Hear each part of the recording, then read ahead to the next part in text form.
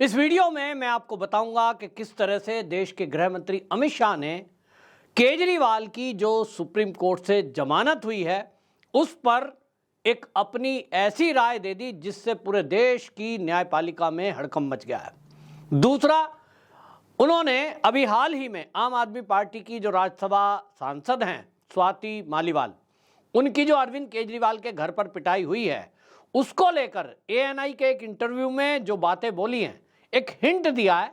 उससे ये लग रहा है कि ये मामला काफी तूल पकड़ने वाला है और अरविंद केजरीवाल इस मामले में बुरी तरह फंसे हुए हैं, ऐसा दिखाई दे रहा है। मामला क्या है तो मैं आपको बताता हूं। असल में एएनआई की एक पत्रकार ने देश के गृह मंत्री अमित शाह जी का इंटरव्यू लिया और इस इंटरव्यू में देश के कई मुद्दों के साथ साथ जिक्र कर दिया केजरीवाल की जमानत का, क्योंकि दिल्ली में जैसे ही केजरीवाल जमानत से बाहर आए वो केंद्र की सरकार पे हमलावर होने लगे और केजरीवाल ने एक सभा में ये तक कह दिया कि यदि दिल्ली वाले मुझे वोट देंगे, अगर आप झाड़ू के बटन पर मोहर लगाएंगे यानी बटन दबाएंगे तो मुझे दोबारा जेल नहीं जाना पड़ेगा। अब ये एक ऐसा वक्तव्य था कि मैं दोबारा जेल नहीं जाऊंगा अगर मैं जीत गया। तो मामला ये दिखाई दे रहा था कि कानून से जुड़ा हुआ है एक व्यक्ति जिसको सुप्रीम कोर्ट ने अंतरिम बेल दी है, जमानत नहीं, अंतरिम जमानत। मैं आपको आगे बताऊंगा कि जमानत और अंतरिम जमानत में क्या फर्क है। तो अंतरिम जमानत लिया हुआ एक व्यक्ति सुप्रीम कोर्ट से छूटकर आता है, उस पर पहले ही ये चर्चा पूरे देश में चल रही थी कि अरविंद केजरीवाल को जिस तरह से बिना जमानत मांगे सुप्रीम कोर्ट के जज साहब ने जमानत दे दी, ये देश का पहला उदाहरण है। नंबर 2, चुनाव में प्रचार के लिए कोई एक जुडिशियल कस्टडी में कोई व्यक्ति है उसको जमानत मिली, ये भी देश का पहला उदाहरण है। तीसरी बात यह थी कि उनको इतने लंबे समय के लिए छोड़ दिया गया जिसमें कोई कंडीशन नहीं है, केवल यह कहा गया कि आप सचिवालय नहीं जाएंगे और मुख्यमंत्री के तौर पर किसी फाइल पे साइन नहीं करेंगे। इसके अलावा ना तो बोलने पर रोक लगाई गई, ना उनको किसी भी जगह जाने पर रोक लगाई गई, यानी वो जब चाहें जैसे चाहें अपने केस से जुड़े हुए लोगों से मिल सकते हैं, सबूत मिटा सकते हैं, खुली छुट्टी दे दी गई। इस पर देश के गृह मंत्री से सवाल तो बनता था। एक आदमी अगर यह कह रहा है कि मैं अगर जीत गया, मेरी सरकार अगर आ गई तो फिर मैं जेल नहीं जाऊंगा, इसका मतलब क्या है? इसका मतलब क्या इंडिया अलायंस के जितने भी नेता हैं वो पहले से मन बना के बैठे हैं कि केंद्र में यदि हमारी सरकार आ गई तो हम जितने भी इंडिया अलायंस के गठबंधन हैं, चाहे वो ममता बनर्जी की सरकार के बैठे हुए गठबंधन के लोग हों, मंत्री जेल के अंदर बंद हों, चाहे वो आरजेडी के नेताओं के ऊपर केस हों, अब जितने केजरीवाल के जो मंत्रिमंडल में हैं उनके ऊपर केस हों, क्या ये सब केस खत्म हो जाएंगे? क्या इनके ऊपर कोई केस नहीं चलेगा? ये सारी चीजें चल रही थी और इसीलिए एक सवाल उठ रहा था देश के अंदर कि इंडिया अलायंस की सरकार बनने के बाद आखिरकार ये करना क्या चाहते हैं। इस पर एएनआई की जो एडिटर हैं उन्होंने अमित शाह जी से सवाल पूछ लिया कि अरविंद केजरीवाल ने इस तरह का बयान दिया है, आप जिस तरह की जमानत मिली है उस पर आप क्या कहेंगे? देश के गृह मंत्री अमित शाह ने, जब पूरे देश में यह मुद्दा छाया हुआ है, सोशल मीडिया पर यह ट्रेंड कर रहा था कि आखिरकार सारे कानून के जानकार, सुप्रीम कोर्ट में प्रैक्टिस करने वाले वकील, वो ये कह रहे थे कि ये भारत के इतिहास का पहला ऐसा अकेला केस है कि जिसमें जो न्यायिक हिरासत में बंद है वो जमानत नहीं मांग रहा है और जज खुद कह रहे हैं कि हम आपको जमानत देने पर बात करेंगे। वो कह रहे हैं कि जब जमानत मांगी नहीं तो जमानत दी जा रही है, कोई दलील ईडी की नहीं सुनी जा रही है। ईडी के कानून में है कि यदि वो किसी व्यक्ति को गिरफ्तार करती है तो सबूतों से छेड़छाड़ ना हो जाए, इसके लिए जब तक फाइनल जांच ना हो जाए तब तक ईडी की गिरफ्त में जो भी व्यक्ति हैं उनको कस्टडी में रखा जाता है और ये ईडी के पीएमएलए की धारा कानून में लिखा है, यानी ईएमएलए के पीएमएलए के कानून में लिखा है, क्योंकि मामला आर्थिक अपराध से जुड़ा हुआ है। व्यक्ति को यदि जरा छूट दे दी जाए तो वो 1 मिनट के अंदर पैसे कहीं से कहीं ट्रांसफर कर सकता है। आजकल तो ऑनलाइन सारा ट्रांजैक्शन होता है, किसी व्यक्ति से मिलकर हवाला के जरिए कहीं से कहीं पहुंचा सकता है। और आप देखिए केजरीवाल को तिहाड़ जेल के अंदर ईडी की टाइटनेस थी कि उनको किसी भी फाइल पर ना तो हस्ताक्षर करने दिए जा रहे थे, इवन वो अपनी पत्नी या पार्टी के कार्यकर्ताओं से जब मिल रहे थे तो इसकी शिकायत भी उन्होंने की थी कि बीच में शीशे की दीवार है, एक तरफ केजरीवाल बैठे हैं, इंटरकॉम से बैठकर बात होती है आमने सामने, आप बात आवाज भी ऐसे नहीं पहुंचा सकते। तो एक तरफ ईडी इतनी सख्ती कर रही थी कि कोई फाइल पे साइन ना हो जाए, कोई पासवर्ड इधर उधर ना हो जाए, कोई पैसे का लेन देन की बातचीत ना हो जाए, कोई सबूत मिटाने की बातचीत ना हो जाए। दूसरी तरफ सुप्रीम कोर्ट ने खुली छुट्टी दे दी और उनको भेज दिया कि जाओ बेटा, जो तुम्हें करना है कर लो।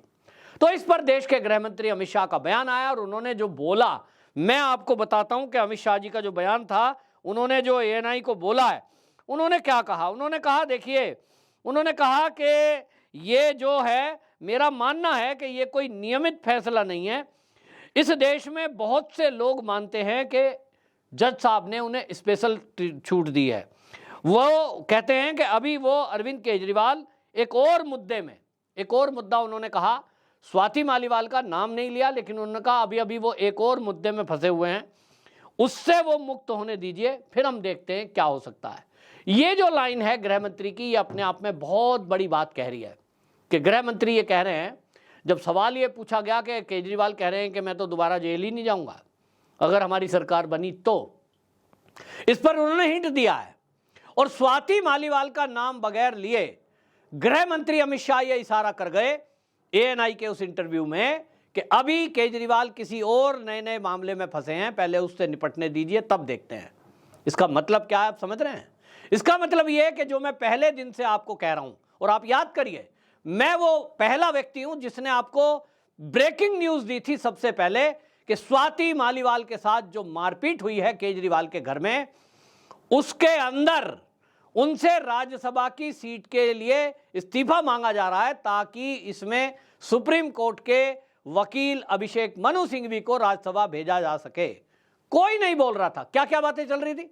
बातें कह रहे, स्वाति मालीवाल के नाम पे 3 सिम खरीद ली थी केजरीवाल ने, इसलिए ये लफड़ा झगड़ा हुआ है। कोई कह रहा था वो सीएम बनना चाहती है। ये सब खबरें प्लांट की गई थी आम आदमी पार्टी के द्वारा। ये बहुत मीडिया को मैनेज करने में मास्टर लोग हैं, करोड़ों रुपया खर्च करते हैं मीडिया के विज्ञापनों पे, और इसलिए जो ये चाहते हैं वैसी खबर बाहर आती है। लेकिन मैंने आपको अंदर की खबर बताई थी, क्योंकि आम आदमी पार्टी के ही एक वरिष्ठ नेता, जो कि केजरीवाल के क्लोज भी रहे हैं कभी, वो अंदर की खबरें उनको लोग बताते रहते हैं, और उन्हीं के हवाले से मुझे ये पता चला था मामला असली में राज्यसभा सीट को खाली कराने का है। मामला मारपीट तक का नहीं है, बहुत कुछ हुआ है। और अब इस मामले में ब्लैकमेल किया जा रहा है, यानी डराया और धमकाया जा रहा है कि यदि तुमने मुंह खोला तो तुम्हारा कच्चा चिट्ठा खुल जाएगा।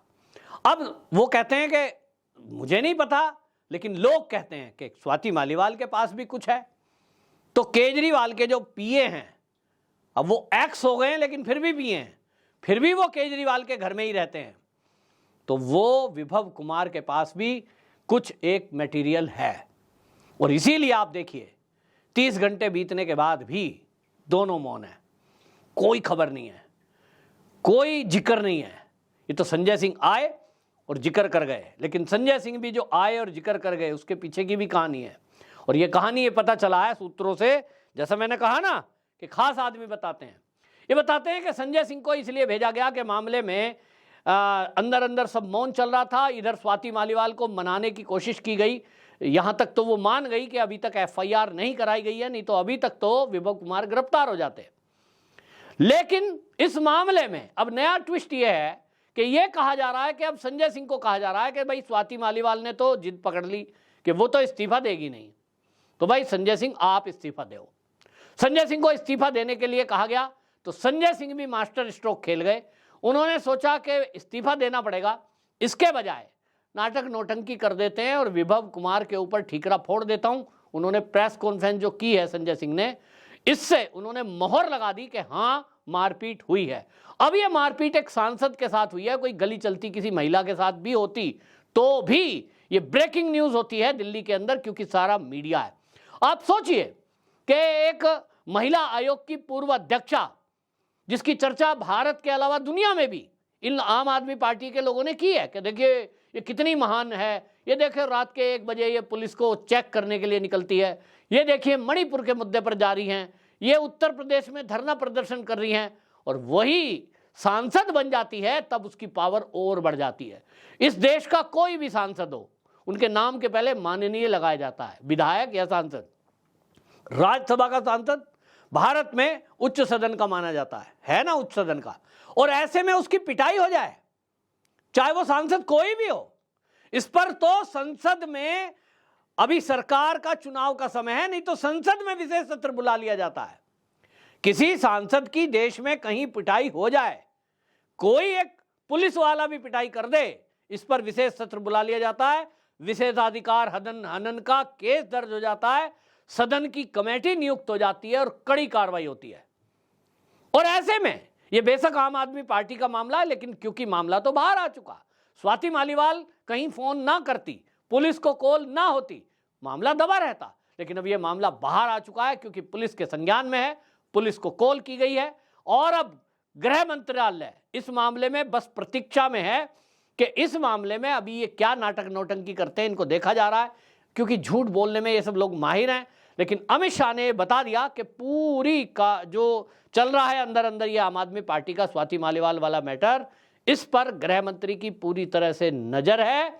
और इसके अलावा आपको बता दूं कि पूरी तैयारी अमित शाह की तरफ से है कि जैसे ही कोई खबर आती है, जैसे ही स्वाति मालीवाल ये तय करेगी कि अब मुझे केजरीवाल के बंधन से छूटकर अपनी एक दूसरी लाइफ जीनी है, भले ही होगा कि कोई ब्लैकमेल कर रहा होगा, कोई सबूत होंगे, लेकिन ये अगर सारी चीजें पुलिस को उन्होंने समय रहते बता दी तो उनका बाल भी बांका नहीं होगा, ऐसा बीजेपी के नेताओं का दावा है।